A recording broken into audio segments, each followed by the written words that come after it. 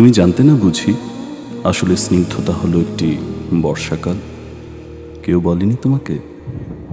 সে এমনই এক বর্ষাকাল যে নিজের ইচ্ছে মতো সারা বছর ভেসে বেড়াতে পারে, ভেসে বেড়ায় আকাশে।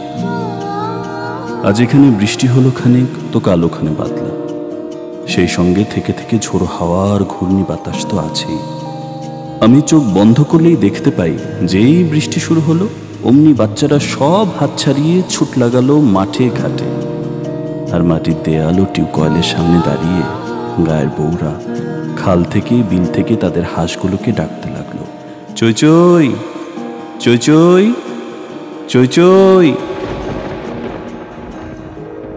আজ থেকে প্রায় 1 শতাব্দী আগের বাংলায় তোমার এক বাল্য সখী তোমাকে চই চই বলে ডাকতো আর খ্যাপাতো। তোমার মনে পড়ছে কি? আজ এই জন্মে তুমি শীতের দেশের হাঁস। কোন সরোবর থেকে কোথায় কোন সরোবরে সাঁতার কাটতে যাও। সমুদ্রের পর সমুদ্র পেরিয়ে উড়ে চলো কত দূর দূর সব দেশ। কিন্তু এবার এই জন্মেও একজন তোমাকে সেই 100 বছর আগেকার ডাকনাম ধরে ডাকছে, একেবারে নিঃশব্দে ডাকছে, চই চই চই চই চই চই। আর তুমি বোধহয় কিচ্ছু কিচ্ছু শুনতে পাচ্ছ না, তাই না?